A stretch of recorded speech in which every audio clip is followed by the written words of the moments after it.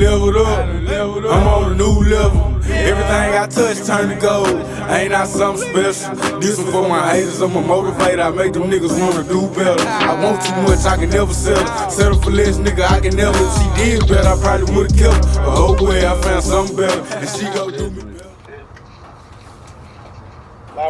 Live from the Shinigami realm. Alright, alright, man. We gonna get straight into it, man. So, how long you been fighting, man? I've been competing in martial arts tournaments since 2008, I believe. Mm-hmm. Point karate tournaments, a couple of point karate tournaments at like a MMA sparring. Mm-hmm. You know, no knockouts allowed. You just win by points or by no TKOs either. Just points or submission. I've done some jiu-jitsu tournaments, and then I wanted to go amateur a long time ago. My coach, who wasn't really an MMA coach at the, just was pretty new to being a jiu-jitsu coach, running his own place and everything, was like, no, because he didn't understand karate, like, at all. Yeah. So he was like, it's not going to work, you think you're ready to, I don't think you're ready. I actually had registered with Camo, and I got offered a fight. Being a respectful, old school style student I didn't take it. But, because he said no, I asked him first. Right. I should have just done it, but then we wouldn't be here. Because, right on. What ended up happening was I wanted to do Street Beefs. I've been watching Street Beefs for a while. I found out they were going to do a West Coast event. I wanted to try that for full contact because I didn't, have the money to pay for Camo again. Uh-huh. And that just expired years ago. I had to pay him again. Even though I never technically finished registering because they don't really count it until you actually fight once. Right. But so I wanted to try full contact, so I was going to do that. My car got stolen, couldn't make it. And then a year later, almost in August of last year, they announced the first event of the West Coast branch. And then there was some confusion with where that was going to be because, from my end, because Facebook's algorithm. So I ended up hopping on there. And literally the last minute of the first Street Beefs West Coast event, went down there and fought detail, and I think the rest is kind of history. Yeah. Wade, WA, me and him were talking like 2 events ago about it, and he was like, no one would have cared if you were not wearing that gi. You'd have just been another guy in a rash guard. Hey, man, you knocked him out. That outfit did it for you, bro. Yeah, if I would have gone to Camo and done that, no one would probably still know who I was. Yeah. Street Beefs is great. It gives people who wanted to test themselves a lot of exposure. And then they announced too, like last summer, right before that they would be doing pro sponsorships for fighters that were serious about it. So, they said 8 fights minimum, but a couple of fighters, like Memnon Warrior, got his with 3. Face actually already told me I earned mine, and I actually have an offer already from Fury FC. That's dope. Yep. So after the Big Smile rematch, I'm pretty much going to the big leagues for sure. Oh yeah, that was a draw, huh? That was a draw with you and Big Smile. That was a good fight. So your record in Street Beefs. I don't want to go out on a draw. I felt it was a good idea to run it back. Base wants to run it back. It's good hype for the channel and the org and everything. Most definitely. So what's your Street Beef record? 5-0. 5-0. They count draws as wins on both fighters' records. Oh, okay. Because one, it takes a lot of balls to show up and do it. Most definitely. Man, Street Beefs is actually, if you ask me, I feel like, do you feel like Street Beefs is actually more challenging, like when it comes to MMA? Because you got, like when it comes to the ground, you got to worry about the dirt getting in your face, grass, sliding. Yes and no, like the environment's a little bit of a, thing sometimes. Mm-hmm. Like, sand, the West Coast branch, we got some sand on the ground for the West Coast cages, and it can sometimes get in your eyes a little bit, but I mean, you know what? It's as close as you're actually going to get to a street fight. Like, sanctioned MMA is as close as you're going to get in sanctioned stuff, but this is really as close as you're going to get to a real fight. Just because fights can happen anywhere. It's a good tool. You never know where you're going to be if you have to defend yourself in the real world. Most definitely. Most definitely. So did you just start? Did you start off with straight karate? Did you do any boxing, kickboxing before you? Actually, the very first thing I ever tried was Kung Fu, but I was moving away. So when I was in culinary school, I was living with my uncle in Hollywood the last couple of months on Lexington in Vermont. And on Vermont, there was a Kung Fu Academy, Ijo Ija. And I would walk by and watch him train all the time. And the Shifu, Earl White, invited me in.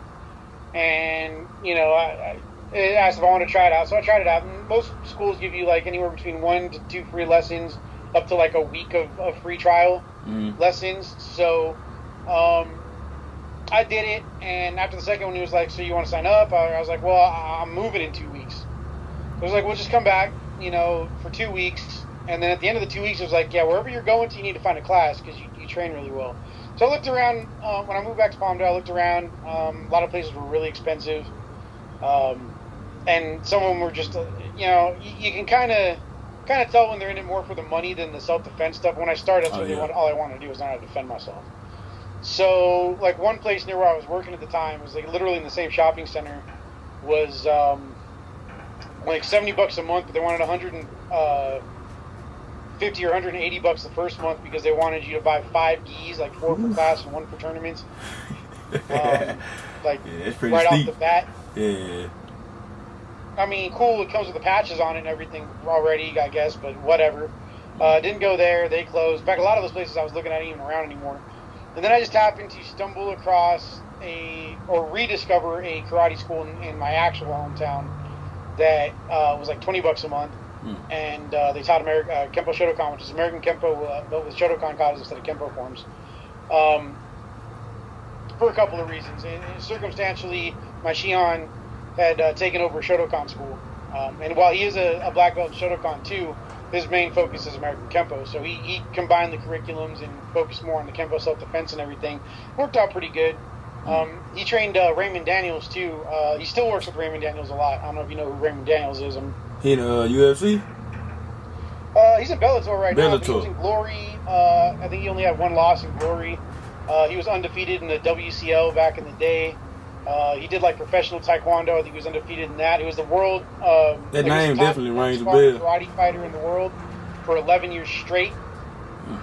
It's impressive. Yeah, man. Okay, it's actually kind of funny because Instagram has shared on Sports Center on Instagram has shared the that detail kick knockout. Yeah. And the last time they shared it, the next clip it was like 10 knockouts that came out of nowhere. And the very next clip was Raymond Daniels in his Bellator MMA debut against, I can't remember the guy's name. It's kind of weird. I'm bad with names. That's crazy. But he did he was going to do a tornado roundhouse, but the dude kind of leaned back a little too early. So he did the motion, but then he landed with like a overhand right instead and just dropped the dude. It was glorious. That sounded like a feint. Like he fainted. Oh man, it was beautiful. It was beautiful. If you ever had a chance, look it up. Just Bellator Raymond Daniels. It should come up. Most definitely. Yeah. Hey man, another thing that a lot of people want to know about you, man. One thing I want to know for sure is how you got the name. Cause I heard the name on I believe it's a movie, but I can't think of the movie right now. Death Note. That's where I remember hearing the name from. But I also looked it up and it said something about a Chinese death god. So is that how you got the name? It's Japanese for God of Death, which is their equivalent of the Grim Reaper. There's only Streetbeefs has a rule about ring names. Only one person can have a specific ring name, right? Mm-hmm. And if you look at the Wall of Fame in the OGR, there's already The Reaper, which was my ring name before I did Streetbeefs. There's actually videos on my YouTube channel. I think I have them unlisted for right now, just because a couple people that I fought ended up having watched them and looked for things and kind of formulated some game plan off of them. Mm-hmm. Even though those are older videos and I've evolved a lot as a fighter since then, it's still, I unlisted them for, just the sake of keeping them unlisted for a while until I have enough other fights that I really have no control over who sees them, like the Streetbeefs fights or, pro fights, whatever, right? Right. Then I can relist them, but the whole point there is, where I lost my train of thought. Okay, yeah. So, the Reaper was my ring name, and couldn't use it for street beefs. Somebody already got it. I couldn't think of any other version that wasn't taken. I didn't want to just be Reaper because that just sounds too much like the Carl Urban character from the Doom movie that nobody likes. I liked it, but I didn't want that. So I've been studying Japanese off and on since I was a little kid. Just been studying Japan, period, their culture, their folklore. So you bilingual a little bit. Japan has fascinated me since I saw my first Godzilla movie when I was like 5. Yeah. So I just ended up going with the only foreign language word version of the Reaper, Grim Reaper, whatever I could think of, which was Shinigami, and it worked out. Can you speak that language a little bit? Right now I'm really rusty and like at barely tourist level. I know. Like I could walk up to somebody and be like, konnichiwa, genki desu ka? Watashi wa Daniel-san desu. What's that? Good afternoon, how are you doing? My name is Daniel. Already. That's what's up. Alright, funny thing, you want to hear a real funny story about me learning Japanese? Yeah. This was me being dumb in middle school. So I had a phrase book, right, that I was using to learn some Japanese out of. And there was a section, because it's a phrase book and it's really meant for tourists, right? For medical questions a doctor might ask you. And one of them was, are you menstruating? And I can't remember how to say it anymore, but I thought it was the funniest thing to just walk up to people in school and say it. Like an absolute moron. I'd always say it to dudes. I'd say it to dudes. I'd never say it to chicks. Yeah. I'd always say it to dudes because it was funny, because dudes don't menstruate. It's crazy. Alright, so